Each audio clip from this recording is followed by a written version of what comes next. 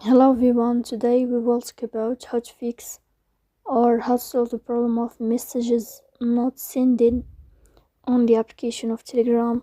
You will go to settings. In this page you will go to apps, default apps, app settings. On above you will search about Telegram and you will click here.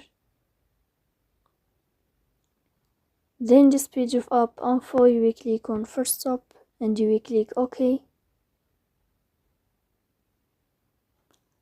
Then you will enter to the window of storage. Here you will click on clear cache. In the end you can turn off your phone and you can wait a moment to restart your phone again, so please don't forget to support us by like and subscribe. See you next time.